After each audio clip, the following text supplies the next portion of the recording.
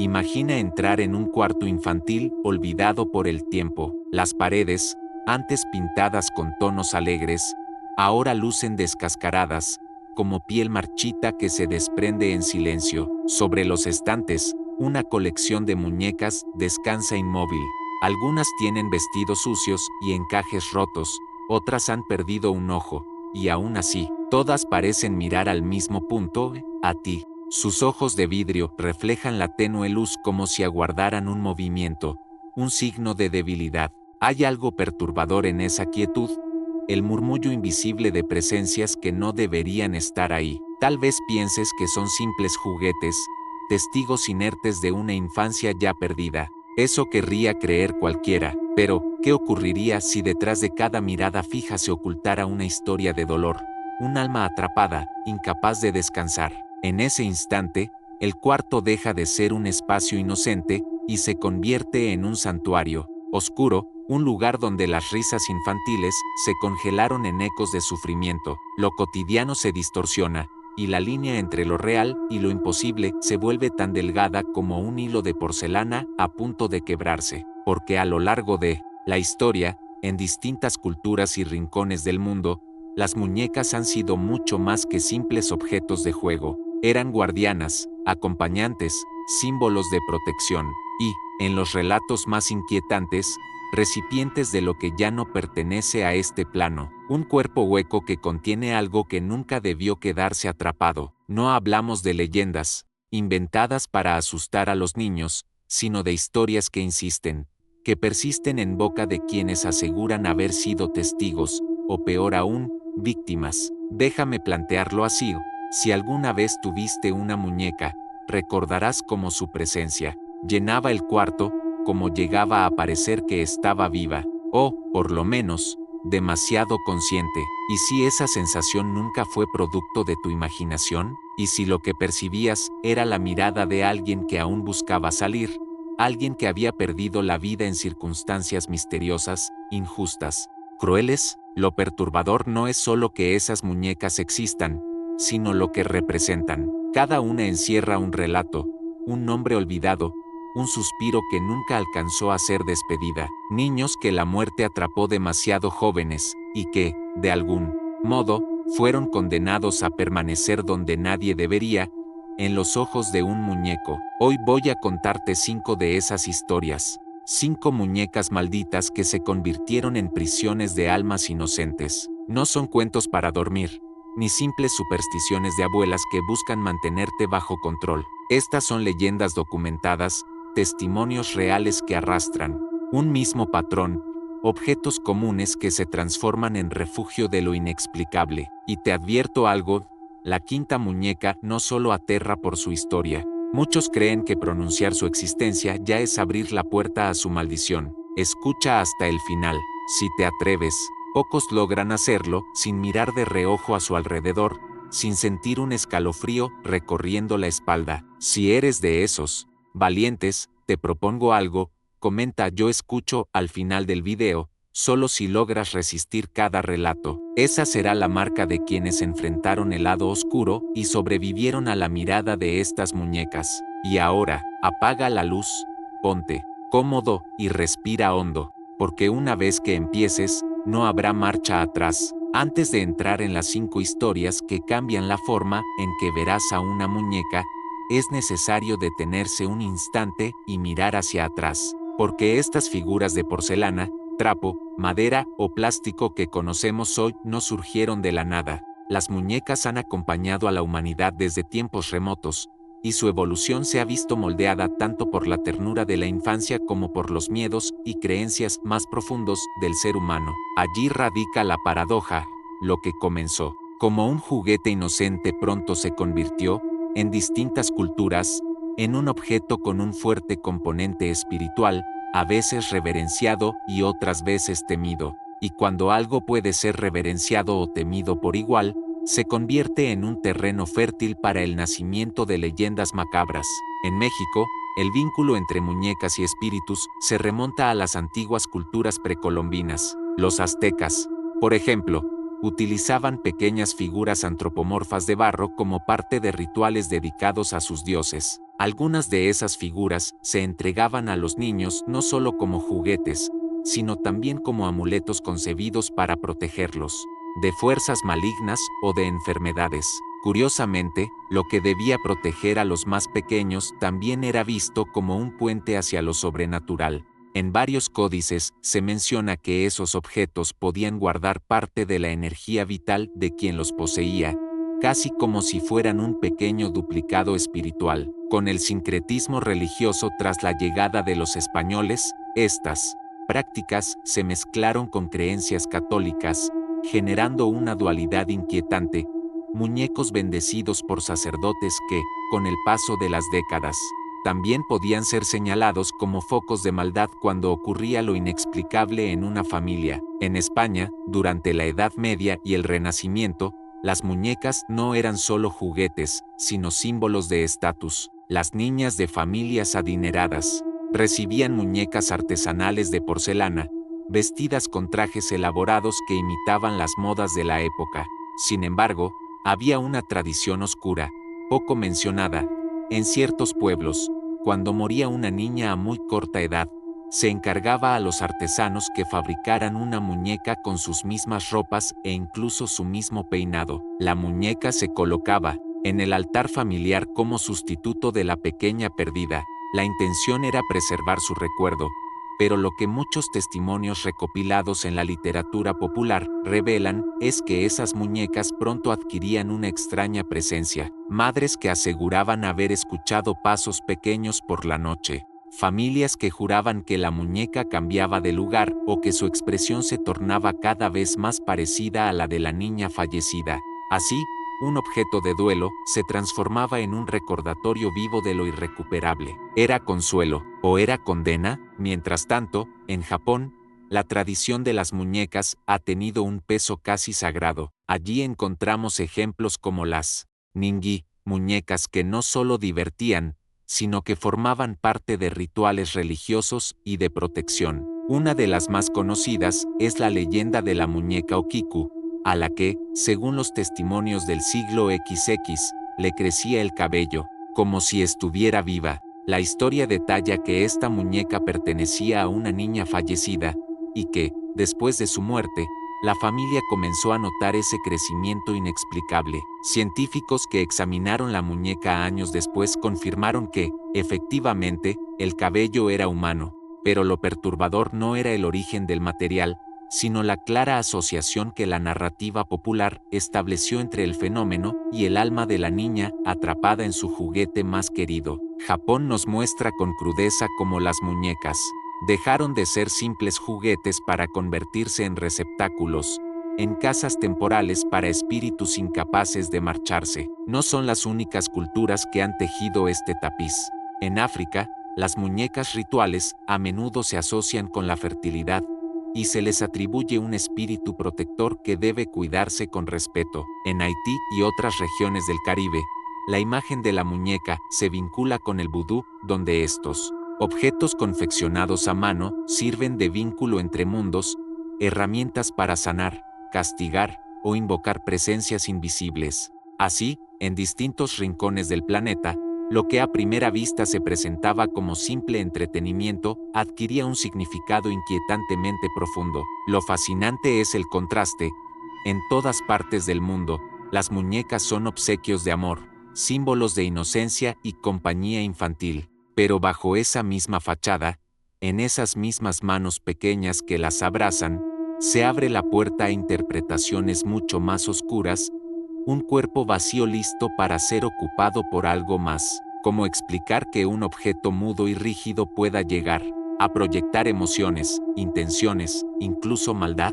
Tal vez sea un fenómeno psicológico, un reflejo de la capacidad humana para atribuir vida a lo inanimado, pero también podría ser algo mucho más sombrío, el testimonio silente de que algunas presencias encuentran en estos cuerpos de porcelana o trapo una segunda oportunidad de sentirse vistas. En nuestros días, muchas de estas creencias sobreviven disfrazadas de folclore o supersticiones menores. ¿Quién no escuchó alguna vez la advertencia de no dormir con demasiadas muñecas en el cuarto? ¿Quién no ha oído que estos objetos vigilan, que guardan energías? Basta preguntarle a alguien que haya visitado la famosa isla de las muñecas en Xochimilco, México, donde cientos de figuras colgando de los árboles transmiten una mezcla de ternura y pánico, o recordar las muñecas de colección en vitrinas familiares, aquellas que parecen seguirte con los ojos aunque cierres las cortinas. La frontera entre lo simbólico y lo escalofriante nunca fue tan delgada. Lo inquietante de este repaso histórico es que todas estas culturas, separadas por mares y siglos, coinciden en un mismo hilo rojo, la muñeca como intermediaria entre los vivos y los muertos. Para algunos es protección, para otros un homenaje y para muchos un peligro. Y cuando una misma figura puede despertar compasión y terror al mismo tiempo, el escalofrío se vuelve inevitable. A partir de aquí, ya no hablaremos de teorías ni de antropología, no serán simples apuntes académicos ni relatos generales. Lo que vas a escuchar a continuación son historias concretas, testimonios reales, casos documentados, donde la inocencia de un juguete se convierte en la máscara de algo indescriptible. Prepárate, porque lo que sigue ya no pertenece al terreno de las explicaciones racionales, sino al lado oscuro donde la infancia se transforma en pesadilla. El aire húmedo de Xochimilco guarda secretos que pocos turistas llegan a comprender. Los canales, tan pintorescos bajo el sol del día, se transforman al caer la tarde en un laberinto de sombras, donde los cantos de las aves se sustituyen por un silencio inquietante, solo roto por el chapoteo ocasional del agua contra las trajineras. Allí, escondida entre chinampas cubiertas de vegetación, se encuentra uno de los lugares más extraños y perturbadores de todo México, la Isla de las Muñecas. Lo que comenzó como la obsesión de un hombre por protegerse de espíritus terminó convertido en uno de los escenarios más siniestros que puedas imaginar. Cientos de muñecas colgando de árboles, con los cuerpos putrefactos por el clima húmedo, las cabezas mutiladas, y los ojos de cristal carcomidos por los años y los insectos. Cada una parece gritar una historia muda, esperando que alguien con suficiente valentía escuche. Allí comienza la primera historia, con un joven llamado Daniel, oriundo de Monterrey, quien viajó con unos amigos a la Ciudad de México. Como la mayoría de visitantes, buscaban disfrutar los colores y sabores de Xochimilco, la música de los mariachis flotando de trajinera en trajinera, y el calor del mezcal que pasaba de mano en mano. Pero Daniel poseía una inclinación diferente. Desde niño se había sentido atraído por lo extraño, lo misterioso. Sabía que la Isla de las Muñecas no era una atracción turística cualquiera, sino una leyenda viva. Y cuando finalmente puso un pie sobre aquella chinampa, no pudo evitar sentir una mezcla de fascinación y miedo. Sus amigos, entre risas nerviosas, se tomaban selfies frente a los árboles abarrotados de muñecas colgantes, como si la escena fuera un mero decorado de película de terror.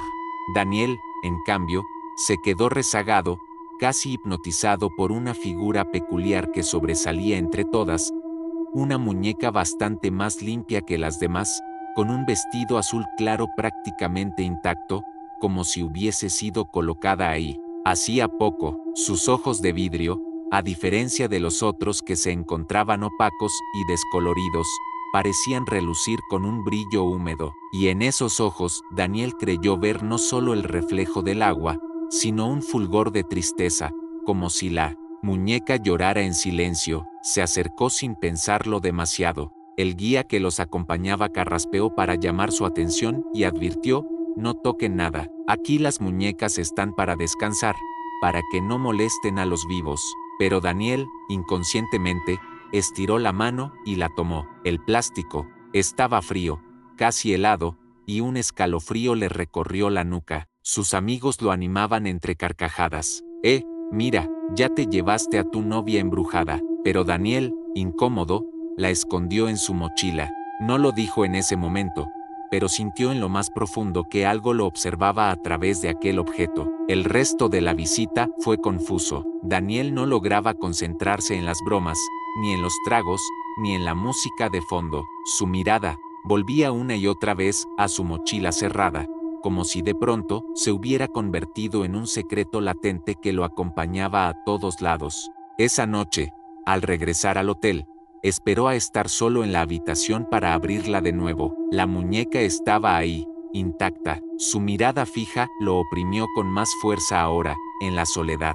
A pesar de sus dudas, de la incomodidad que sentía, decidió envolverla en una camiseta y guardarla de nuevo. Solo es un objeto, se repitió, aunque algo en su interior sabía que esa afirmación era más un intento de tranquilizarse que una convicción real. De regreso en Monterrey, la muñeca viajó con él en su maleta, y desde el primer día que estuvo en su departamento, comenzaron a suceder cosas extrañas. Esa misma noche, mientras intentaba dormir, escuchó un sonido de pasos. Eran pasos leves, como los de un niño corriendo por el pasillo. Primero creyó que era el vecino, pero pronto comprendió que los pasos estaban dentro de su propio hogar.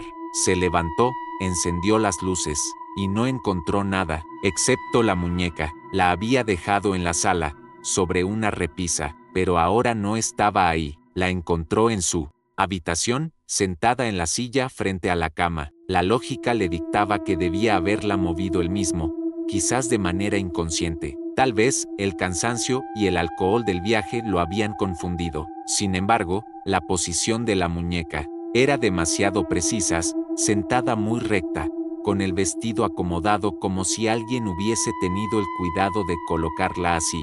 Daniel sintió un nudo de nervios. La tomó, la colocó de nuevo en la sala y trató de convencerse de que todo había sido un mal rato. Los siguientes días, los fenómenos se intensificaron. En ocasiones, encontraba todas las luces del departamento encendidas al regresar del trabajo, a pesar de estar seguro de haberlas apagado. Otras noches lo despertaban susurros, como si una niña hablara bajito en la esquina del cuarto. Nunca alcanzaba a entender las palabras, solo fragmentos: ayúdame, no te vayas, quiero salir. La temperatura en la habitación descendía de forma abrupta y Daniel amanecía con una sensación helada en los pies. Intentó grabar los ruidos con su teléfono, pero cada vez que lo hacía, lo único que obtenía era un silencio profundo, irreal, como si el micrófono quedara bloqueado. Un día, desesperado, invitó a 2 amigas a su departamento para distraerse. Sin decirles nada, las recibió con comida y música alta, intentando enmascarar su ansiedad. Todo parecía normal hasta que una de ellas exclamó de pronto: «Oye, qué rara está tu muñeca». Daniel palideció, porque no recordaba haberla dejado a la vista. Allí estaba, sobre la mesa del comedor, erguida, observando en silencio. Sus amigas rieron, pero una de ellas murmuró en voz baja: «Tiene algo en los ojos, parecen húmedos». Daniel la guardó rápidamente, sintiéndose expuesto. Esa noche, cuando volvió a quedarse solo, la muñeca apareció de nuevo en su habitación, sentada sobre su almohada. El miedo se transformó en obsesión. Investigó sobre la isla de las muñecas y encontró relatos de gente que aseguraba haber tenido experiencias similares: voces, suicidios intempestivos, objetos que se movían solos. La historia más repetida era la de una niña que había muerto ahogada en aquellos canales, y cuyo espíritu quedó atrapado en los juguetes dejados como ofrenda. Daniel comenzó a sospechar que la muñeca que había tomado no estaba vacía, sino habitada por ese espíritu infantil condenada a buscar compañía eterna. Las noches siguientes se convirtieron en una vigilia constante. Daniel apenas dormía, y cuando lo lograba, soñaba con agua oscura. Soñaba que caminaba por los canales de Xochimilco en plena noche, oyendo pasos detrás de él. En el reflejo del agua veía un rostro infantil, pálido, con los ojos abiertos. En un ruego, despertaba sobresaltado, solo para encontrar la muñeca sentada frente a su cama. No importaba dónde la escondiera, siempre volvió a aparecer en ese mismo sitio. Finalmente, en un arranque de desesperación, decidió deshacerse de ella. Encendió su coche de madrugada, colocó la muñeca en una caja y condujo hacia las afueras de la ciudad. Llamas devoraban poco a poco lo que creyó haber sido la raíz del tormento, pero mientras observaba cómo el plástico comenzaba a derretirse, escuchó un sollozo. Era una voz infantil, ligeramente apagada por el ruido del fuego. Daniel corrió de ese lugar aterrado, jurando no volver a hablarlo con nadie. Sin embargo, en la madrugada siguiente, cuando entró a su departamento, la muñeca lo estaba esperando, intacta, sentada en el sofá, con los ojos más brillantes que nunca. La certeza lo quebró. No podía escapar. Tal vez la había elegido a él desde el principio, tal vez era un vínculo ya imposible de romper. Se aisló de sus amigos, dejó el trabajo, y se volvió prisionero en su propio hogar. Nadie sabe con certeza qué fue de Daniel después. Los vecinos aseguran que aún pueden escucharse risas de niña en los pasillos vacíos, aunque su departamento ha permanecido clausurado desde hace años. Y mientras piensas en esos ojos de vidrio, reflejando tu propia sombra en la oscuridad, surge la pregunta inevitable: ¿fue todo lo que Daniel vivió producto de su imaginación, la lenta caída de una mente frágil atormentada por la sugestión, o fue una advertencia real que cruzó la frontera de lo imposible? Lo cierto es que cuando hablamos de la isla de las muñecas, incluso los más escépticos admiten que hay algo extraño, algo que se escapa de cualquier explicación racional. Cada historia inquietante tiene un eco común, un murmullo que se repite como si fuera una advertencia. Detrás de las muñecas malditas siempre hay un accidente, una muerte prematura, un pequeño que no alcanzó a conocer la plenitud de la vida, y un juguete que permaneció como único testigo. Esa combinación, infancia interrumpida y un objeto que se resiste a ser olvidado, parece la fórmula exacta para atraer lo inexplicable. No se trata solo de supersticiones, es como si el dolor, cuando no encuentra salida, se filtrara en aquello más cercano, impregnándolo de una energía imposible de contener. La historia de Daniel y la muñeca de la isla de Xochimilco nos mostró justamente ese patrón: una niña muerta en circunstancias trágicas, un juguete que se convierte en reflejo de su ausencia, y alguien que por mera curiosidad decide profanar lo que nunca debió tocar. El resultado es inmediato: la vida cotidiana del curioso se disuelve en un tejido de voces, sombras y obsesiones. Es una constante. Lo que empezamos viendo como un recuerdo inocente puede, en cuestión de días, transformarse en un recordatorio aterrador de lo frágil que somos frente a lo desconocido. Y si lo piensas, hay una ironía cruel en todo ello. Los juguetes infantiles fueron creados para acompañar, para arrancar sonrisas, para tranquilizar a un niño en las noches oscuras. Pero cuando la vida se quiebra demasiado pronto, esa misma muñeca que debía consolar acaba transformada en un canal de lamentos. Lo inocente se vuelve siniestro. El símbolo de la infancia se convierte en recordatorio de la muerte. El contraste es tan brutal que ahí radica gran parte del horror.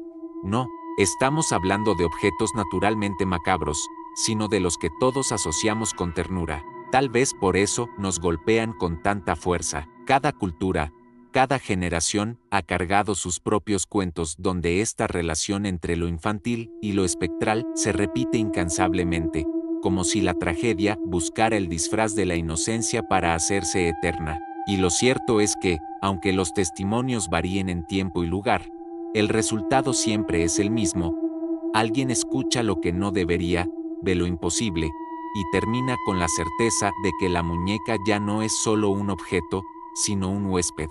Inquietante, pero esto apenas comienza. Si la historia de la isla de las muñecas logró poner a prueba tu valor, lo que viene a continuación exige aún más resistencia, porque vamos a dejar los canales de Xochimilco para viajar hasta la vieja Europa, allí donde la tradición de fabricar muñecas de porcelana convivía con rituales de duelo y supersticiones que pretendían retener lo que se había perdido. Y allí, en un pequeño pueblo español, un caso tomó un giro tan doloroso que hasta los investigadores más escépticos admitieron un peso insoportable en el aire. Si la muñeca de Xochimilco impresiona, lo que ocurrió en ese rincón de España desgarra el alma aún más. ¿Estás listo para enfrentarlo? En la provincia de Toledo, en un pequeño pueblo que parece detenido en el tiempo, ocurrió un relato que todavía persiste como rumor entre calles empedradas y casas que huelen a madera vieja. Es la historia de la familia Campos y de la muñeca de porcelana que, durante décadas, fue al mismo tiempo un símbolo de amor inquebrantable y un recordatorio oscuro que nadie supo cómo enfrentar. La familia Campos estaba formada por Antonio, un hombre dedicado a la carpintería, su esposa Mercedes, de carácter dulce pero firme, y su única hija, Clara, que a los 6 años iluminaba el hogar con una alegría contagiosa. A Clara le fascinaban las muñecas, a diferencia de otras niñas de su edad que preferían las de trapo o las modernas de plástico. Ella insistía en que su favorita era una muñeca de porcelana que le habían regalado sus padres por su 5º cumpleaños. Era una pieza artesanal, vestida con un delicado traje blanco adornado con puntillas, y sus ojos azules parecían seguir cada movimiento de quienes entraban en la habitación. Clara la llamaba Cecilia y no se separaba de ella. Dormía abrazada a la muñeca, comía con ella sentada a su lado e incluso exigía que se pusiera un pequeño plato frente a Cecilia en la mesa, aunque estuviera vacío. Para los Campos, aquella afición no dejaba de ser una ternura excéntrica, de infancia, aunque las visitas de la familia a menudo comentaban con nerviosismo la manera tan intensa en que la niña trataba a su muñeca, como si fuera su hermana o su reflejo. Fue en un frío invierno cuando el destino torció la sonrisa de aquella casa. Clara cayó enferma con una fiebre extraña que los médicos locales no supieron identificar claramente. Mercedes pasó noches enteras cuidándola, humedeciendo paños para enfriar su frente, mientras Antonio recorría farmacias y curanderos en busca de ayuda, pero nada logró detener el avance de la enfermedad. Tras semanas de lucha silenciosa, Clara murió al amanecer, con su pequeña mano apretando la muñeca como si se resistiera a soltar la vida. El golpe fue devastador. Mercedes, incapaz de aceptar la ausencia, colocó a Cecilia sobre la cama vacía y decidió que, de algún modo, la presencia de su hija permanecería en la habitación. A Antonio le incomodaba, pero comprendía que arrancar la muñeca de allí sería como asesinar el último vínculo que su mujer mantenía con su pequeña. Así pues, el cuarto quedó intacto, sábanas estiradas, paredes adornadas con dibujos infantiles, y en el centro la muñeca, vigilante, inmóvil, aunque no por mucho tiempo. El luto trajo consigo lo inexplicable. La primera en notarlo fue Mercedes. Mientras lloraba en silencio junto a la cama, juró escuchar los pasos de Clara en el pasillo, un correteo leve, el mismo que solía resonar en la casa cuando la niña se levantaba temprano. Antonio, más pragmático, intentó calmarla alegando que era producto de la imaginación, pero a la semana, él mismo se despertó en plena madrugada con la clara sensación de que alguien tiraba de las sábanas a los pies de la cama matrimonial. Se incorporó de golpe, y al mirar hacia la puerta, vio por un instante fugaz la sombra de una niña desaparecer en el cuarto de Clara. Aquel acontecimiento marcó el inicio de un patrón escalofriante. Puertas que se abrían solas, risas infantiles que emergían de la habitación vacía, y lo más perturbador, la muñeca parecía cambiar de expresión con el tiempo. Al principio, el gesto fue apenas perceptible, una ligera curva en los labios, semejante a una sonrisa contenida, pero pronto, los Campos notaron que, dependiendo de la hora del día, Cecilia podía lucir melancólica, austera, e incluso enojada. Cuanto más trataban de ignorarlo, más evidente parecía. Un día, Mercedes entró con flores frescas a la habitación y se encontró con algo insoportable. La muñeca tenía regueros oscuros bajo los ojos. No eran simples manchas, parecía líquido, espeso, como lágrimas formadas de algún material aceitoso, de un color cercano al de la sangre seca. Aterrada, llamó a su esposo. Antonio observó incrédulo las lágrimas endurecidas sobre el delicado rostro de porcelana. Jamás olvidó la sensación inmediata que lo invadió al tocar una de esas gotas. Un frío paralizante le recorrió los dedos y un dolor intenso le oprimió el pecho, como si hubiese respirado un humo invisible que quemaba desde adentro. Después de esa experiencia, el matrimonio supo que algo más vivía dentro de aquel objeto. Algunos vecinos se enteraron, y como suele ocurrir en pueblos pequeños, las especulaciones se desataron. Hubo quienes aseguraron que el espíritu de Clara se había refugiado en Cecilia porque no quería dejar sola a su madre. Otros, en cambio, murmuraban que no podía ser la niña, que quizá otra entidad había aprovechado el dolor de la familia como portal para colarse en esa casa. Lo único cierto era que la muñeca se había convertido en el eje de algo inexplicable. Las noches se volvieron insoportables. Mercedes contaba que, en la penumbra, podía escuchar la voz de Clara llamándola por su nombre, pero Antonio insistía en que el tono era demasiado áspero, demasiado profundo para ser la dulce voz infantil de su hija. A veces parecía una burla disfrazada de inocencia. Algunas madrugadas ambos despertaban jadeando, con la sensación de que alguien se sentaba sobre su pecho, aplastando sus pulmones, y cada vez encontraban a Cecilia vuelta hacia ellos, como si los observara mientras dormían. La tensión psicológica deterioró sus vidas. Mercedes oscilaba entre la esperanza y el terror. Quería creer que su hija aún estaba allí, pero temía que insistir en esa presencia fuese entregar su hogar a algo maligno. Antonio, harto, intentó deshacerse de la muñeca. Una noche tomó a Cecilia en sus manos y salió decidido a enterrarla en un descampado cercano. Pero mientras cavaba, comenzó a sentirse mareado, el pecho le pesaba con un dolor insoportable, y escuchó claramente detrás de él la voz de Clara gritando: «Papá». No, asustado, dejó caer la muñeca y corrió de vuelta a casa. Cuando llegó, la muñeca ya estaba sentada en la cama, intacta. Hubo también testimonios de terceros. Una prima que visitó la casa relató que al entrar al cuarto de Clara sintió un frío glacial, y al salir nunca pudo librarse de un dolor en el costado durante 3 días. Un sacerdote del pueblo fue llamado, pero al ver la muñeca, palideció. Realizó oraciones apresuradas y recomendó sellar la habitación, pero evitó dar explicaciones. Esa actitud solo reforzó la inquietud de la familia, si incluso un hombre de fe evitaba enfrentarse a lo que allí ocurría, ¿qué más podían esperar?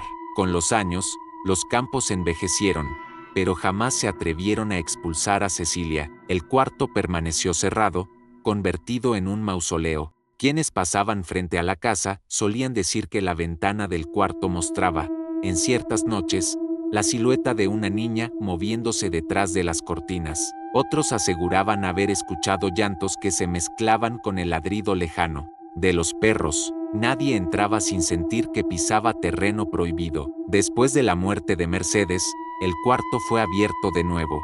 Los parientes que revisaban la casa encontraron a Cecilia igual de impecable que siempre, pero con las lágrimas oscuras todavía adheridas a sus mejillas, como si hubieran brotado el día anterior. Nadie se atrevió a tocarla directamente. Fue entonces cuando algunos recordaron los viejos rumores, familias que, tras perder a un niño, conservaban muñecas enlutadas como sustituto del difunto, objetos nacidos del amor y la nostalgia, pero que, en ocasiones, se convertían en trampas para el alma o imanes para entes desconocidos. La pregunta jamás se resolvió. ¿Era Clara quien permanecía atrapada en la porcelana, buscando retener a sus seres queridos? ¿O era algo decidió ocupar ese lugar de dolor para sembrar miedo? Lo cierto es que la muñeca sobrevivió a la familia. Hoy nadie sabe con certeza dónde se encuentra, aunque algunos vecinos susurran que permanece oculta en un arcón sellado, en algún sótano profundo. Cada tanto,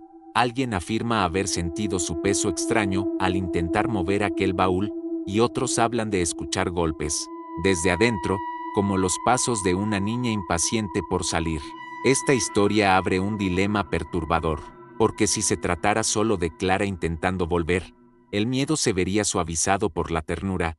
¿Acaso no querríamos todos que nuestros hijos permanecieran cerca, aunque ya no puedan estar físicamente? El problema surge cuando se considera que quizá no era ella, que la muñeca sirvió como carnada para otra fuerza, disfrazando su verdadera naturaleza bajo el rostro de una inocente niña. Y es en esa confusión, en ese contraste entre amor y terror, donde reside el verdadero espanto de este caso. Al final, la muñeca enlutada refleja lo más frágil del espíritu humano, el afán de aferrarse a quienes amamos, incluso desafiando las fronteras de la muerte. Tal vez ese deseo abra puertas que no deberían abrirse, y lo que una vez fue símbolo de cariño se convierta en testigo eterno de pesadillas que se expanden por generaciones. Pero lo que viene a continuación no se limita a susurros o lágrimas extrañas. En la próxima historia, la inocencia de un juguete se entrelaza con rituales ancestrales de magia y dolor,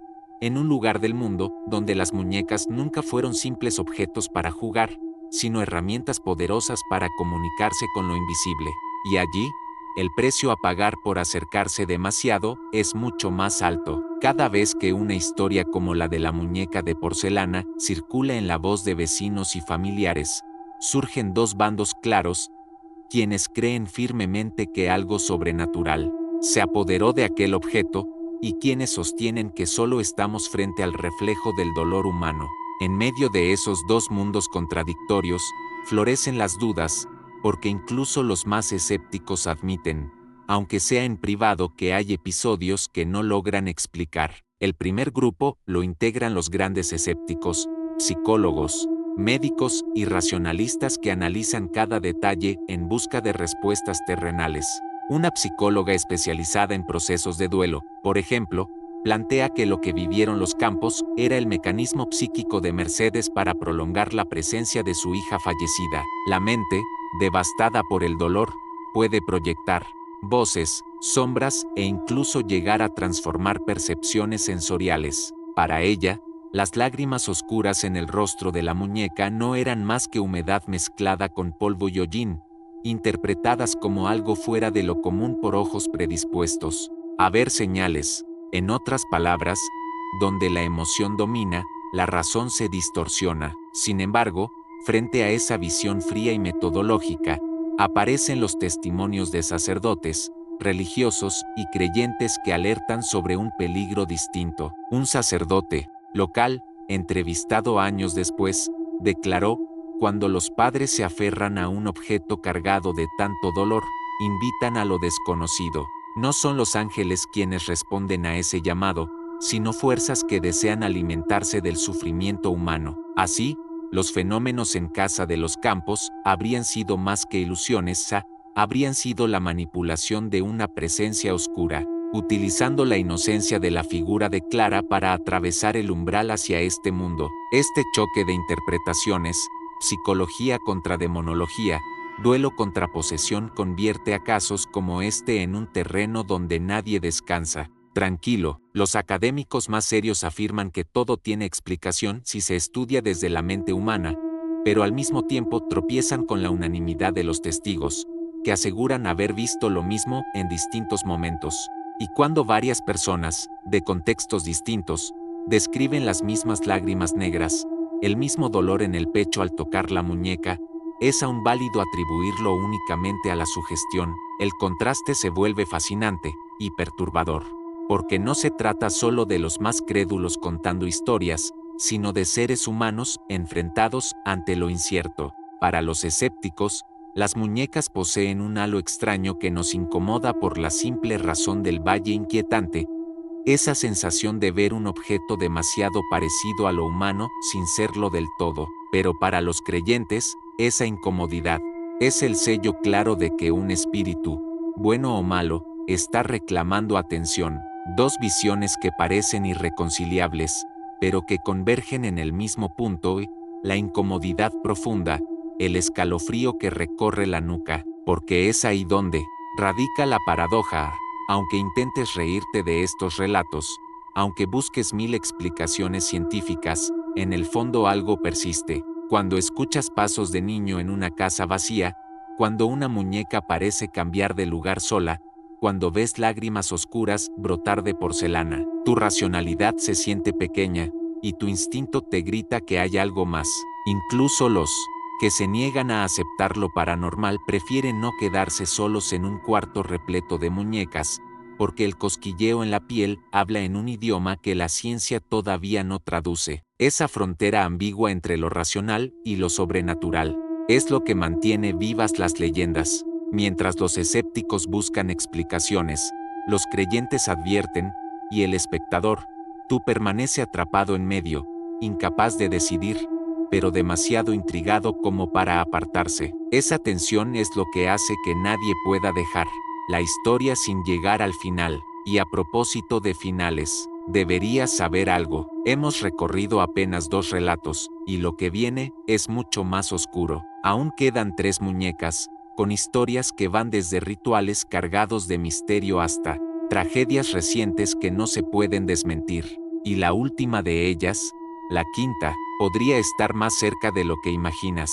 en Haití, donde los muros entre lo terrenal y lo espiritual suelen ser delgados como el humo de una vela apagándose, abundan los relatos en los que la vida cotidiana se mezcla con rituales ancestrales cargados de misterio. Uno de esos relatos, quizás el que más caló en las comunidades rurales, fue el de una pequeña muñeca de trapo confeccionada con manos amorosas, pero atada a un destino que acabó contaminado por la tragedia, una historia que, con el tiempo, se convirtió en advertencia para los habitantes de un poblado costero.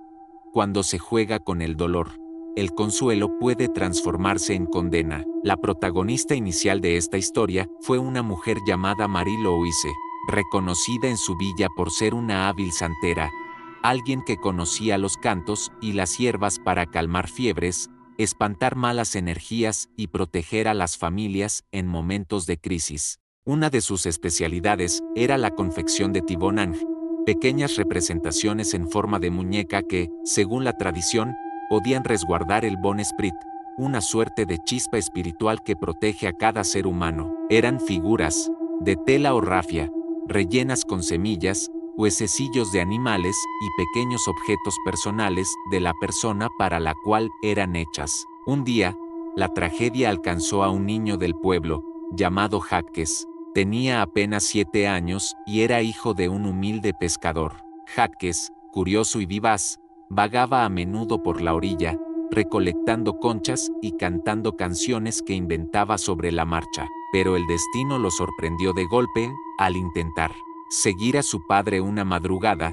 El niño resbaló entre las rocas húmedas, golpeándose la cabeza y cayendo al mar embravecido. Su cuerpo fue devuelto horas después, inerte, y todo el pueblo se tiñó de luto. Marie Louise, conmovida por el dolor del padre, confeccionó una muñeca con la ropa que el niño usaba esa mañana, jirones de su camiseta y un cordón de sus sandalias. La intención original no era macabra, era un gesto de protección, una especie de ancla para el espíritu de Jaques. Se creía que si un alma partía demasiado pronto, desorientada, podía perderse entre los dos mundos. El muñeco serviría entonces como faro, como un repositorio donde la energía de Jaques pudiera descansar, evitando que su espíritu errante trajera desgracias a la familia. Al principio, todo parecía un acto de consuelo. El padre de Jaques colocó la muñeca en un altar improvisado en el rincón de su casa, junto a velas encendidas, flores frescas y conchas recogidas del mar. Pero pronto comenzó lo inesperado. En las noches de marea, cuando el viento soplaba con más fuerza contra las tablas de madera, el pescador despertaba, escuchando risas apagadas, risas infantiles, idénticas a las de su hijo. Más de una vez creyó ver una pequeña silueta correr de un cuarto a otro, y cada vez que intentaba encender la lámpara de querosene, todo desaparecía, salvo la muñeca, sentada en su altar, con la cabeza ligeramente girada hacia él. Lo verdaderamente inquietante, sin embargo, llegó en los sueños. El hombre comenzó a soñar que Jaques lo visitaba, pidiendo que jugara con él, que lo llevara de nuevo al mar. Despertaba con el pecho pesado, con lágrimas en los ojos y la desesperante sensación de que el niño estaba allí, a un paso de volver. Esa frontera difusa entre lo emocional y lo paranormal desconcertó al padre. ¿Se trataba simplemente de su dolor manifestándose, o de verdad la muñeca contenía a su hijo, inmovilizado en un eterno limbo? Los rumores se extendieron más allá de la familia. Visitantes que entraban en la casa afirmaban sentir un aire gélido al pasar frente al altar. Algunos juraban escuchar un susurro nítido, como un niño que decía bien Sabek Moy, ven conmigo. Nadie permanecía mucho tiempo frente a los ojos bordados de la muñeca, que si bien eran simples botones negros, parecían tener una profundidad capaz de absorber cada pensamiento. Dicen que incluso hubo jóvenes imprudentes que se atrevieron a tocarla durante una visita festiva. El castigo fue inmediato. Todos coincidieron en que, al rozar la tela de esa muñeca, algo se apoderaba de su respiración. Una sensación de opresión en el pecho los obligaba a soltarla entre jadeos. Ninguno de ellos volvió a acercarse después, y contaron que esa noche soñaron con el mismo niño, pidiendo compañía en medio del agua oscura. El temor y a la vez la fascinación crecieron tanto que la muñeca comenzó a ser vista como un objeto ambivalente. Algunos afirmaban que era prueba de que Jáquez seguía vivo de algún modo, mientras otros aseguraban que aquello no era su espíritu, sino otro ente que se disfrazaba con su voz y su risa para engañar. Marie Louise, la santera, defendía su creación inicialmente. Insistía en que el ritual había sido hecho con cuidado y solo con fines de protección, pero los fenómenos inquietantes la hicieron dudar. Su propio nieto confesó haber escuchado golpes en la ventana en medio de la noche, y cuando corrió a decírselo a ella, la muñeca había cambiado de posición, como si se hubiera volteado para mirar hacia la puerta. Lo que colmó el vaso ocurrió durante una procesión local. Una vecina aseguró que mientras rezaban, sintió unos pequeños dedos tomándole la mano. Pensó que un niño se había perdido entre la multitud, pero al girar la cabeza, no había nadie. Esa misma noche, al volver a casa, relató haber soñado con Jáquez pidiéndole: «Quédate conmigo, no me dejes solo». La mujer confesó que despertó angustiada, sudando, y al día siguiente halló su propia muñeca de tela, un juguete común de su hija inexplicablemente rasgada en dos.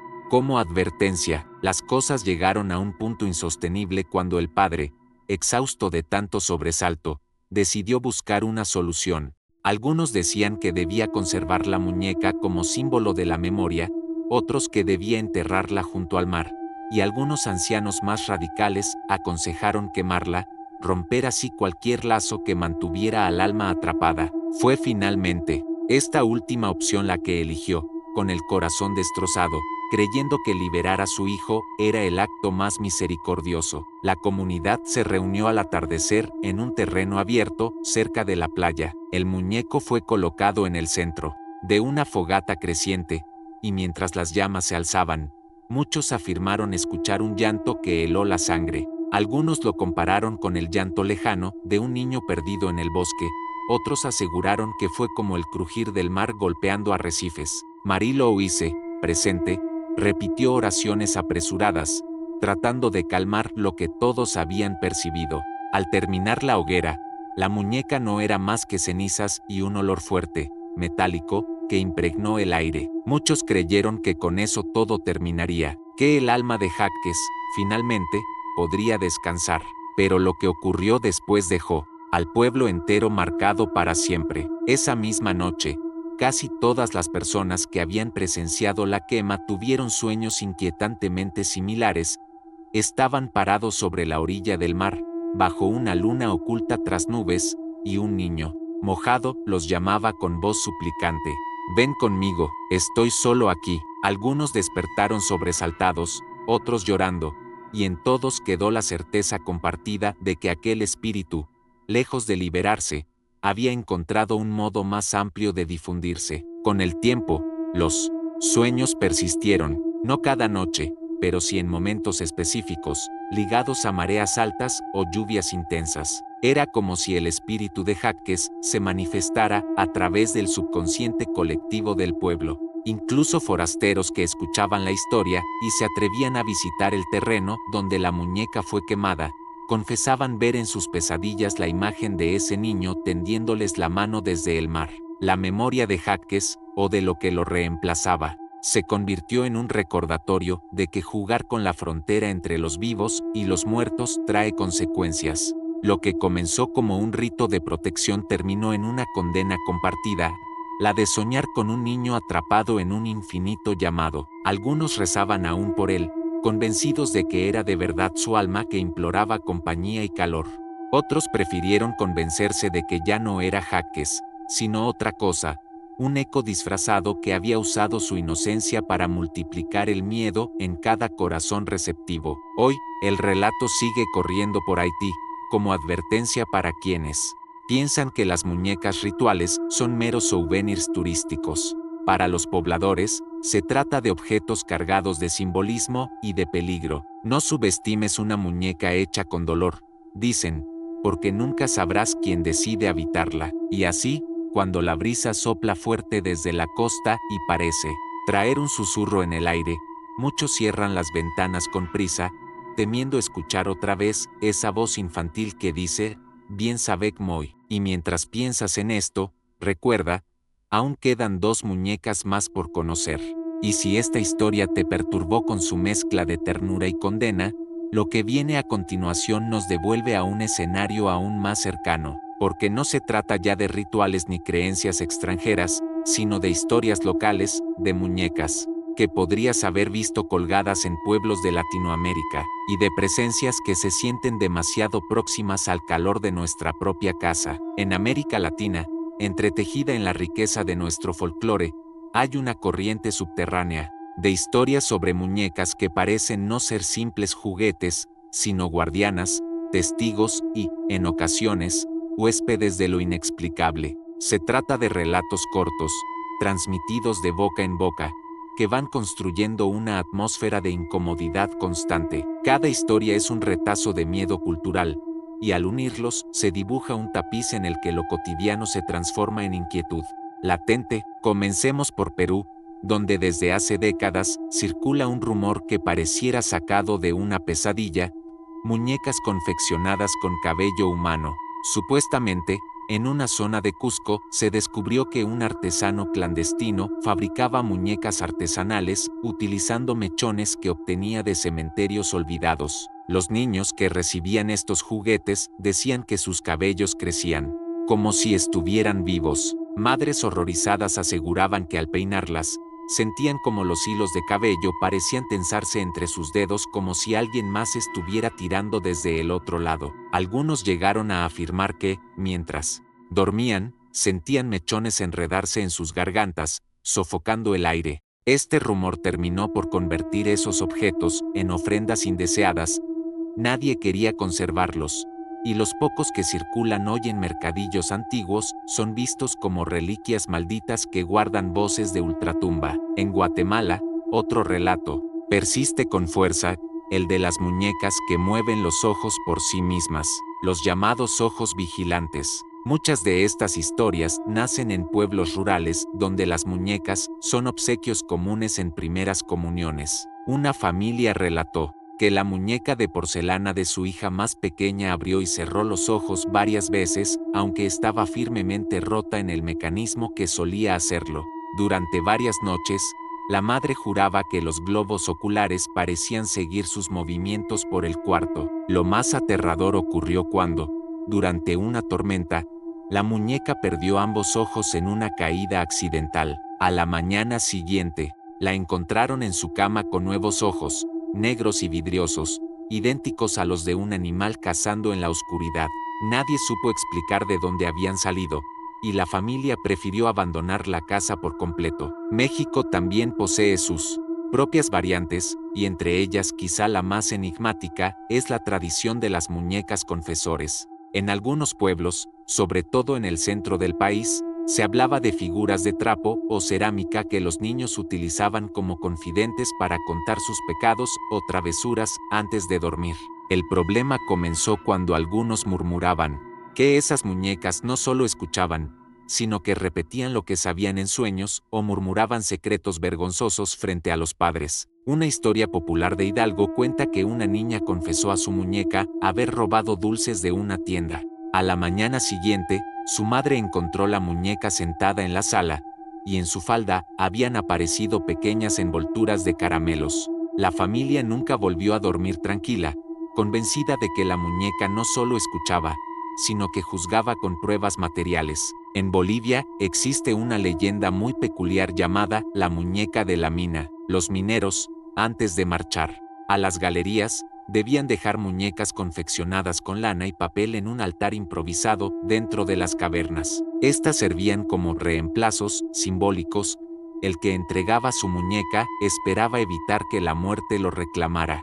La tradición cambió cuando, por temporadas, las muñecas parecían volverse contra sus dueños. Se contaba que en accidentes mortales dentro de la mina, al revisar sus pertenencias, la muñeca del fallecido ya no estaba, había desaparecido, como si hubiese elegido entregarse en lugar del humano. Algunos mineros juraban haber encontrado esas muñecas vagando solas en galerías abandonadas, empolvadas pero intactas, sentadas en la oscuridad esperando ser halladas.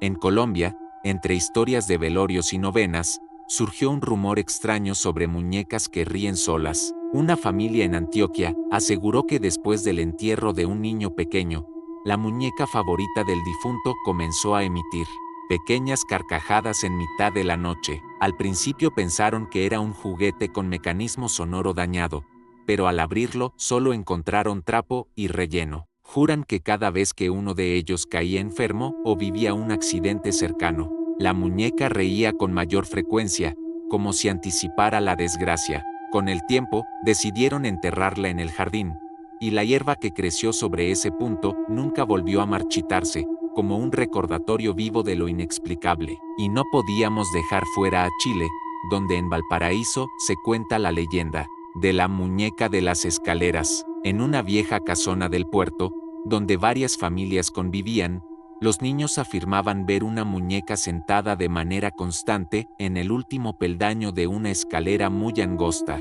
Ninguno sabía de dónde había salido, ningún adulto recordaba haberla traído. Los niños decían que se movía sola, a veces aparecía en los primeros escalones, otras, en el centro. El problema era que siempre estaba colocada de manera que alguien tropezara. Efectivamente, durante meses, los residentes sufrían caídas constantes, algunas graves. Cuando un vecino decidió arrojar la muñeca al mar, las caídas cesaron. Sin embargo, las noches de marejada fuerte, hay quienes aseguran escuchar ruidos de pequeños pasos subiendo escaleras invisibles en las calles empinadas de la ciudad. Cada uno de estos pequeños relatos suma una capa más a la inquietud. Muñecas que lloran, confiesan, ríen o mueven sus ojos sin razón. Todas coinciden en una misma fórmula cultural. Lo que debería ser símbolo de inocencia se convierte en un espejo distorsionado del dolor o de la maldad. No importa si nos encontramos en las minas de Bolivia, en los cerros chilenos o en los pueblos guatemaltecos, tarde o temprano, alguien contará una historia de una muñeca que dejó de ser un juguete para transformarse en algo más. Y si estos retazos folclóricos ya resultan perturbadores, debes saber que lo que viene no es un mito extendido ni una tradición compartida, sino un testimonio mucho más concreto y reciente. Un grupo de jóvenes exploradores urbanos encontró en una casa abandonada una muñeca que nunca debió haber sido recuperada, y lo que desató fue tan aterrador que todavía hoy ninguno de ellos consigue narrarlo sin temblar. En todos los países, existen lugares que parecen resistirse al paso del tiempo, casonas abandonadas, edificios corroídos por la humedad y el silencio, estructuras que son más ruina que refugio, pero que atraen con una fuerza magnética a quienes buscan experimentar el vértigo del miedo. En las redes sociales, se les conoce como exploradores urbanos, jóvenes que, armados con linternas, cámaras y un poco de imprudencia, se adentran en viejas construcciones con el fin de filmar lo prohibido. Fue exactamente en uno de estos recorridos donde nació la cuarta y más oscura de nuestras historias, la muñeca de la casa abandonada. El lugar estaba en las afueras de Querétaro, en una hacienda construida a finales del siglo XIX, conocida como la Casa de los Muñecos. Ya era popular entre los curiosos porque debía su apodo a las historias de que dentro se encontraban juguetes antiguos desperdigados en habitaciones carcomidas. Según los vecinos del pueblo cercano, la casa había pertenecido a una familia adinerada que desapareció abruptamente durante la época revolucionaria, quedando después la propiedad como un cascarón vacío, maltratado por los saqueos y el abandono. El grupo de jóvenes que se aventuró allí estaba formado por 4 amigos: Iván, Sofía, Manuel y Diego. Cansados de recorrer casas abandonadas, sin mayor sobresalto que murciélagos y ratas, decidieron desafiar la hacienda una noche de sábado. El plan era documentar la aventura para su canal en línea, generar algunos sustos falsos si hacía falta y luego volver a casa con material para presumir. Pero lo que encontraron no necesitó montaje, se encargó por sí mismo de sembrar un terror genuino. Al principio, la experiencia se parecía a cualquier otra: paredes desconchadas, restos de muebles carcomidos, polvo acumulado en cada rincón. pero en una de las habitaciones del segundo piso, Iván iluminó un estante casi intacto donde descansaba una sola muñeca. A diferencia del resto de lo que habían visto, aquella figura parecía demasiado entera. Era de trapo, con botones negros, cosidos como ojos y una sonrisa bordada torpemente. Lo raro era que, a diferencia de los demás objetos deteriorados, su tela lucía apenas desgastada, como si alguien la hubiera colocado allí hacía pocos días. Sofía fue la primera en soltar. Una broma, miren, nuestra mascota oficial del canal.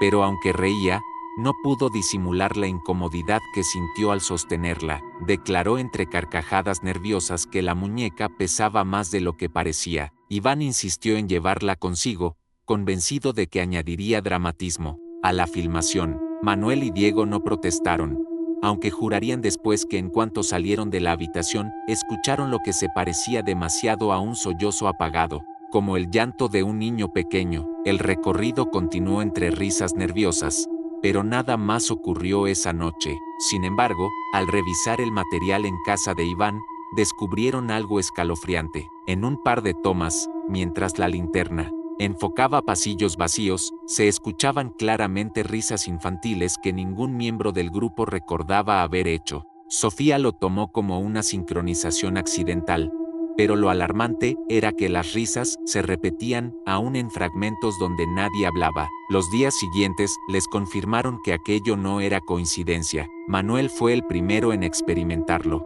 Una tarde, mientras llegaba a su apartamento, escuchó las risitas detrás de la puerta de su baño, pero al abrir, lo único que halló fue vapor y el espejo empañado, como si alguien hubiera estado ahí adentro minutos antes. Diego, por su parte, comenzó a notar que alguien lo susurraba por las noches en su propia cama, siempre con el mismo patrón, una voz infantil que decía su nombre en un murmullo congelado. Sofía se quejaba de que en la universidad alguien la llamaba constantemente por los pasillos, aunque al girarse nunca había nadie. Lo más perturbador era que cada uno comenzó a tener pesadillas con la muñeca, soñando que la encontraban en distintos lugares de su vida cotidiana, en la cocina, en el asiento trasero de sus autos, incluso en las regaderas. Iván, que había sido quien decidió quedarse con la muñeca, pronto se dio cuenta de que la situación estaba fuera de control. Colocó la muñeca en la repisa de su sala y grabó varios videos intentando comprobar que se movía sola. En las grabaciones no ocurría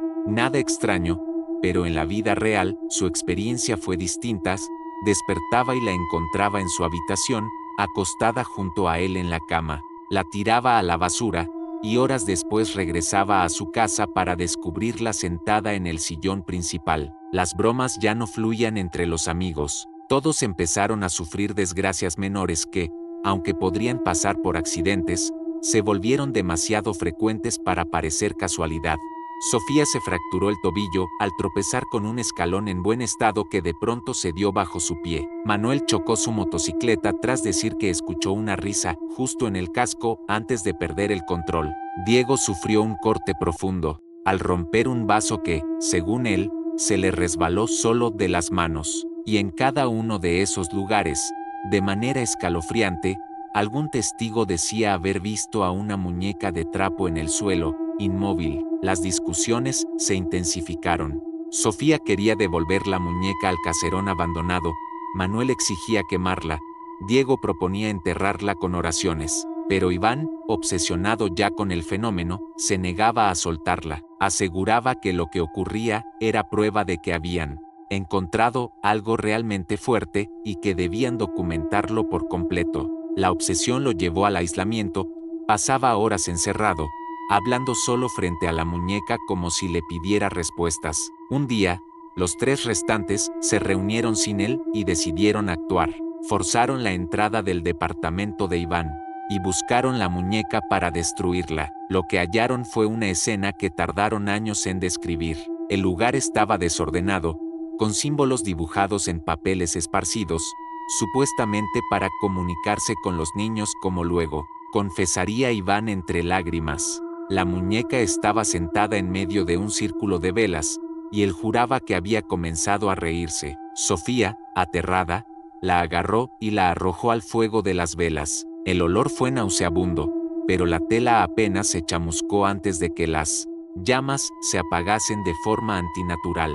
Después de ese episodio, el grupo se desintegró. Sofía regresó a casa de sus padres, decidida a alejarse de todo. Manuel abandonó el proyecto de exploraciones urbanas, convencido de que habían abierto una puerta que nunca debieron tocar. Diego continuó con secuelas psicológicas, escuchando voces susurrando su nombre, incluso en hospitales y templos, hasta que necesitó medicación. Iván, en cambio, nunca abandonó la muñeca, aunque aseguraba que intentaba deshacerse de ella constantemente.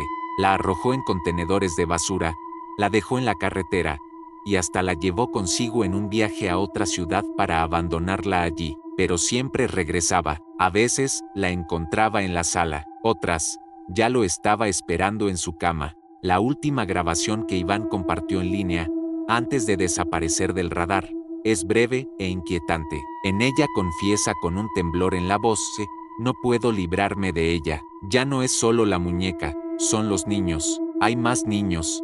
Ríen en cada esquina, susurran mi nombre todo el tiempo. No estoy solo nunca. El video se corta con un sonido de múltiples carcajadas infantiles inundando la habitación. Los amigos jamás volvieron a hablar de la experiencia en público, pero en foros y páginas oscuras de internet circula aún la historia de la muñeca de la casa abandonada en Querétaro, que no permite ser olvidada y acompaña a quienes alguna vez la vieron. Y lo más perturbador es que vecinos del área aseguran que el caserón continúa repleto de juguetes antiguos en cada rincón, pero ninguno parece tan vivo como esa muñeca de ojos de botón, porque no importa cuántas veces alguien intente quemarla, enterrarla o dejarla atrás, siempre aparece de nuevo, siempre encuentra la manera de regresar a casa. Y quizás, mientras escuchas estas palabras, imaginas a esa muñeca de trapo con su sonrisa cosida, acercándose poco a poco, porque, a diferencia de un mito lejano,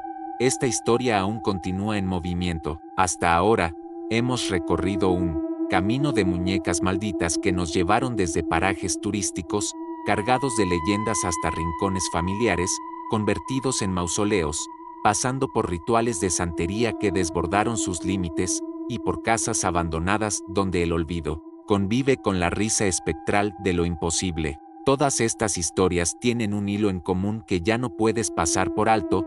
Cada muñeca se convierte en testigo y prisión de tragedias humanas, como si fueran pequeñas cápsulas capaces de retener lo peor del dolor y lo más oscuro de la inocencia perdida. Pero hay un detalle que tal vez ya hayas presentido. Todo esto, todas las narraciones que hasta ahora escuchaste, no eran piezas aisladas. Han sido los eslabones de una cadena que apunta a algo más grande, porque si 4 muñecas ya son capaces de provocar escalofríos y descomponer la vida de quienes se cruzan con ellas, ¿te imaginas qué significaría confrontar aquella que muchos consideran la más temida de todas? Los antropólogos dicen que cada cultura necesita sus objetos malditos como recordatorio de lo prohibido, como advertencia de que hay límites que jamás deben cruzarse. Sin embargo, lo que viene ahora va más allá de un recordatorio. Es la historia de una muñeca que trasciende lo anecdótico, que no se conforma con suplantar presencias o acechar en la quietud de un cuarto infantil.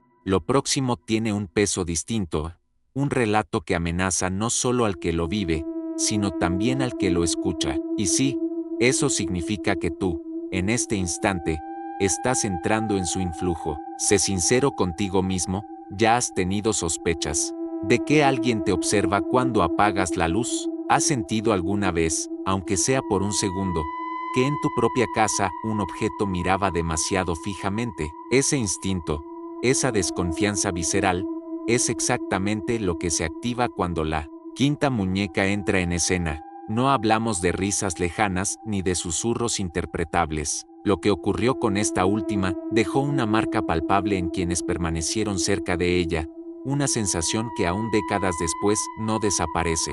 Por eso, antes de continuar, te lanzo una advertencia clara: si las historias anteriores ya te resultaron suficientes, tal vez quieras detenerte aquí, porque lo que viene puede quedarse contigo más allá de la pantalla. Puede acompañarte en tus noches más solitarias, obligándote a mirar 2 veces a cualquier muñeca olvidada que encuentres en tu hogar, incluso a aquellas que jurabas inofensivas. La quinta historia no busca simplemente asustar, busca quebrar la frontera entre relato y realidad, hacerte dudar de lo que das por sentado en tus propios espacios cotidianos. Allí donde un vidrio refleja tu rostro, también podrías descubrir una presencia más, una mirada extra que no pertenece a nadie. En este mundo, si hasta ahora has resistido, permíteme felicitarte, eres parte de los pocos que han llegado hasta aquí. Pero tenlo presente, lo difícil ya no queda atrás, lo difícil comienza ahora. En los pueblos antiguos hay historias que parecen respirar entre grietas, relatos que, aunque nunca fueron escritos en documentos oficiales, corren como corrientes subterráneas en la memoria colectiva. La historia de la muñeca de vidrio es una de esas corrientes, y lo inquietante es que no proviene únicamente del rumor lejano o de la imaginación campesina, sino de testimonios recogidos por adultos que, cuando fueron niños, vivieron en un mismo sitio, un orfanato que ya no existe, demolido a mediados del siglo XX. Ese orfanato estaba ubicado en las afueras de Salamanca, en España. Según los pocos registros que permanecen, allí vivían alrededor de 60 niños en condiciones austeras, vigilados por cuidadores y religiosas. La vida dentro era dura, como en casi todos los orfanatos de la época, disciplina férrea, comida escasa y largas horas de silencio obligatorio. Pero lo que distinguía a este lugar de cualquier otro era la aparición de una muñeca singular, fabricada, al parecer, por un artesano de la región. No era de porcelana ni de trapo, era de vidrio soplado. Su cuerpo completo parecía tallado, en un solo bloque translúcido, con pequeñas burbujas de aire atrapadas en el interior, como si fueran diminutas cárceles. Tenía una altura poco mayor a la de una botella de vino y, aunque su rostro carecía de mucho detalle, sus ojos eran cavidades pulidas que parecían proyectar reflejos imposibles. Nadie supo con certeza cómo llegó al orfanato. Unas versiones afirmaban que fue donativo de un benefactor anónimo, otras que una de las monjas la había encontrado en un mercado de antigüedades y la llevó como juguete para los pequeños. Lo cierto es que, desde el momento en que la muñeca de vidrio apareció, las cosas comenzaron a cambiar en el orfanato. Los primeros en notarlo fueron los mismos niños, cuando jugaban en la sala común, donde la muñeca estaba expuesta en una estantería. Varios aseguraban ver rostros circular en su interior. No simples reflejos, no la forma de las ventanas tras ellos, sino gestos pequeños de personas que no estaban allí. Unos decían ver sonrisas, otros afirmaban ver expresiones de tristeza. Al principio se trataba de meras anécdotas infantiles, algo con lo que los cuidadores no daban importancia, pero pronto, los hechos se tornaron graves. En cuestión de meses, varios niños murieron en circunstancias nunca del todo aclaradas, fiebres súbitas, caídas inexplicables, un ahogamiento en la fuente del patio sin que nadie entendiera cómo había ocurrido, y, en cada caso, los sobrevivientes juraban haber visto a las víctimas reflejadas en la muñeca poco antes de que murieran. Una de las niñas aseguraba que, la tarde en que murió su compañera Maribel, había visto perfectamente su rostro aprisionado dentro del vidrio, como si gritara sin poder salir. Los rumores crecieron. Algunas cuidadoras comenzaron a sospechar. Decían que al limpiar con un paño ese objeto, siempre quedaban marcas frías en las manos, y que cada vez que trataban de colocarlo en un nuevo lugar, reaparecía en su espacio original, sobre la estantería de la sala común. Una de ellas, la señorita Elena, dejó un testimonio escrito en un cuaderno que más tarde se halló entre las ruinas. No sé qué hacer con la muñeca. Los niños lloran por la noche, diciendo que escuchan golpes en el vidrio, como uñas arañando desde dentro. Anoche juraría haber visto mi propio rostro allí. Estaba pálido y muerto. El ambiente en el orfanato se convirtió en ceniza. El miedo se palpaba en las voces apagadas de los pequeños, y aún así nadie osaba tocar directamente a la muñeca con sus manos desnudas. Una monja, intentando tranquilizar a los demás, la tomó y la cubrió con un pañuelo, colocándola en un armario. Desde entonces, comenzaron los susurros nocturnos, voces que niños y adultas escuchaban salir del armario cerrado, como lamentos distantes reverberados en cristal. La muñeca parecía reír con pequeños tintineos cuando alguien se atrevía a levantar la tela. Los testimonios alcanzaron su clímax con un suceso específico que marcó la memoria de varios hasta la edad adulta. Ocurrió durante una tarde nublada, cuando un nuevo cuidador, un hombre llamado Andrés, se ofreció a estudiar la muñeca. Escepticismo era su bandera, convencido de que todo eran imaginaciones infantiles. Colocó la muñeca en una mesa e inspeccionó sus cavidades de vidrio bajo la luz de una vela.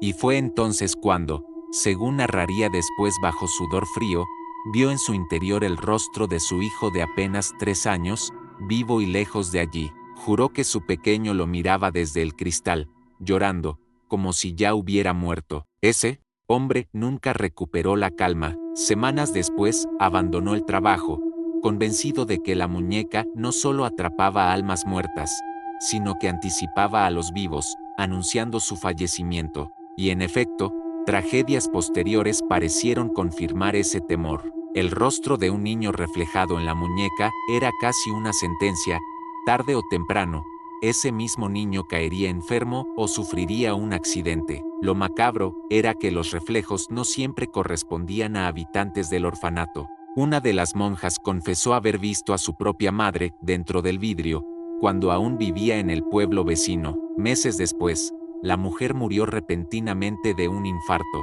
Desde entonces, ninguna adulta se acercaba al objeto, temiendo cruzar su propia mirada en ese espejo maldito. Las historias se acumularon durante años, hasta que el orfanato fue cerrado tras un incendio que nadie logró explicar del todo. Los documentos oficiales atribuyeron el siniestro a una chispa eléctrica, pero los sobrevivientes siempre sostuvieron que, aquella noche, el fuego parecía haberse originado en el mismo sitio donde estaba la muñeca, y sin embargo, al remover escombros y cenizas, nunca apareció entre los restos ningún fragmento de vidrio, ninguna pista que delatara su destino. Lo más inquietante es que la muñeca parecía haberse dispersado más allá del orfanato. Décadas después, algunos de los ex huérfanos aseguraban seguir soñando con ella. En sus pesadillas, aparecía sobre una mesa, inmóvil pero expectante, mostrando rostros conocidos atrapados en sus burbujas internas. Uno de ellos afirmó que, incluso, soñó con su propio reflejo apagándose dentro del vidrio la noche en que sufrió un accidente automovilístico. Salió con vida, pero confesó haber sentido aquella coincidencia como una advertencia que lo persigue aún hoy. La muñeca de vidrio se convirtió en mito. Algunos dicen que reapareció en manos de coleccionistas, circulando por mercados clandestinos de antigüedades. Otros insisten en que fue sellada por uno de los cuidadores sobrevivientes, ocultada en un lugar que jamás se reveló por miedo a que su influencia regresara. Lo cierto es que nadie sabe dónde quedó. Esa incertidumbre es, quizá, lo más atroz. No hay forma de saber si alguna muñeca de vidrio que hoy descansa en algún aparador no es la misma que arrancó vidas, o si un rostro reflejado en sus entrañas es solo una ilusión, o un destino fijo. Lo que más hiela la sangre son los relatos de quienes confiesan verla en sueños colectivos, como si el objeto ya no necesitara cuerpo físico para persistir. Se aparece cuando hablo de ella, relató uno de los antiguos internos, como si mi memoria fuera suficiente para sostener su existencia. La veo mirándome desde el cristal, y dentro del vidrio estoy yo, envejecido, pero muerto. La historia concluye con silencio, porque la muñeca no dejó cadáver ni evidencia tangible tras el incendio del orfanato. Todo lo que queda son fragmentos de recuerdos, lamentos de testigos ancianos y la sospecha insuperable de que sigue en algún lugar, esperando. Y mientras piensas en esos reflejos de vidrio, tal vez aparezca un eco en tu mente. ¿Qué rostro reflejaría para ti si alguna vez osaras mirarla demasiado de cerca? Llegados a este punto, quizás sientas una mezcla extraña, miedo, curiosidad, y una sombra de ternura que parece insinuarse en cada relato, porque, aunque hemos recorrido historias cargadas de horror, todas nacen de la misma raíz, el dolor humano frente a la pérdida de un niño, esa herida imposible de curar. ¿Acaso no es lógico que una madre, un padre o incluso toda una comunidad busque aferrarse a lo que se fue demasiado pronto? Las muñecas, con sus rostros inmóviles y su apariencia tan cercana a lo humano, se convierten en un puente, y lo que empieza como símbolo de consuelo muy fácilmente puede transformarse en la prisión de lo inexplicable. En cada historia que has escuchado esta noche, se repite una verdad inquietante: no se trata solo de juguetes poseídos, sino de nuestra incapacidad de soltar lo que amamos. La niña de Xochimilco, ahogada en los canales, la muñeca enlutada que conservaba las lágrimas de Clara, el pequeño Jaques atrapado en un trapo vudú, los ecos folclóricos que multiplican la maldición por toda Latinoamérica y, finalmente, el orfanato en ruinas de Salamanca con su muñeca de vidrio reflejando destinos. Todos estos relatos nos hablan más de nosotros, los vivos, que de ellos, los muertos, porque somos nosotros quienes otorgamos poder a esos objetos, quienes los transformamos en contenedores de miedo a través de nuestra necesidad de recordar y retener a las almas infantiles. Pero el problema surge cuando ese amor se distorsiona. Allí donde hubo ternura, aparece la sospecha de que algo más lo habita, algo que aprovecha el afecto humano para filtrarse en nuestro mundo. Ese contraste entre la inocencia de un juguete y la amenaza de una presencia inimaginable es lo que hace que estas leyendas resulten inolvidables y universales. Tal vez estés pensando en tu propia infancia, ese estante lleno de muñecas, o tal vez aquel muñeco favorito que parecía tener demasiada vida, demasiado silencio consciente en su mirada. Quizás lo recuerdes ahora con un cosquilleo en la espalda, porque, seamos sinceros, ¿quién no ha sentido la extraña impresión de estar siendo observado por un juguete inmóvil? La diferencia es que casi siempre lo ignoramos, cerramos la puerta o apagamos la luz. ¿Y si esa reacción instintiva fuera una advertencia? Piensa en esto: durante siglos, en distintas culturas, aparecieron las mismas sospechas. No es una coincidencia, es como si la memoria colectiva gritara al unísono: hay algo en los ojos vacíos de una muñeca que no es tan vacío como parece. Y aunque las versiones cambien de escenario, el mensaje se repite: cuidado. Lo más perturbador es que estas historias nunca cierran del todo, porque lo que más inquieta no es un grito nocturno o una risa infantil perdida en un pasillo vacío, sino la posibilidad que se instala después de escuchar. El recuerdo que te acompaña mucho más allá del relato, y ahí reside la verdadera fuerza de lo sobrenatural, no en el instante del susto, sino en las noches posteriores, cuando apagas la luz y tu vista alcanza a notar a ese muñeco olvidado en la repisa, inmóvil, siempre inmóvil. ¿O no tanto? Tal vez tú también has tenido una muñeca en casa que preferías no mirar demasiado de cerca, esa que estaba en la vitrina de tu abuela, esa que te regalaron y que terminaste guardando en el armario porque te parecía rara, aunque no sabías bien por qué. Quizás ahora mismo, mientras escuchas esto, recuerdas su rostro fijo y experimentas esa familiar incomodidad en el estómago. Créeme, no eres el único. Por eso, si lograste resistir las 5 historias, si llegaste hasta este punto con los nervios intactos, felicidades, formas parte de los pocos que se atrevieron a enfrentarse al lado oscuro. Y quiero proponerte algo: déjame saber que soportaste cada relato comentando las palabras "yo enfrenté el lado oscuro" aquí abajo. Ese será tu sello de valentía, tu manera de probar que aguantaste las miradas, las risas y las lágrimas de cada muñeca maldita. Además, comparte tu propia experiencia. ¿Alguna vez un juguete, una muñeca, un objeto aparentemente inocente, te hizo sentir vigilado? Tu historia puede convertirse en parte del próximo episodio, porque lo sobrenatural no se limita a los rincones lejanos del mundo, a veces duerme en nuestras propias casas, esperando pacientemente a ser recordado. No olvides suscribirte y unirte a esta comunidad donde lo real y lo imposible se entrelazan cada noche, porque aquí no solo contamos historias, las mantenemos vivas, y mientras tú participas, el eco de cada relato viaja más lejos, alimentando la memoria colectiva que nos ata al misterio. Recuerda, Lo que distingue a las muñecas malditas de un simple juguete roto no es el material con que están hechas, sino el peso de lo que ocultan. No sabemos dónde se esconde ahora la muñeca de vidrio, ni qué rincón volverá a visitar la risa de Xochimilco, pero lo que sí sabemos es que estas historias se convierten en espejos, y cuando miras demasiado profundo en esos espejos, a veces, lo que regresa la mirada no es exactamente tu reflejo. Gracias por llegar hasta aquí. Descansa, si es que puedes, y si esta noche sientes que un par de ojos diminutos te observan desde la penumbra, recuerda, estás en buena compañía. Somos muchos los que enfrentamos el lado oscuro, y lo seguimos enfrentando juntos.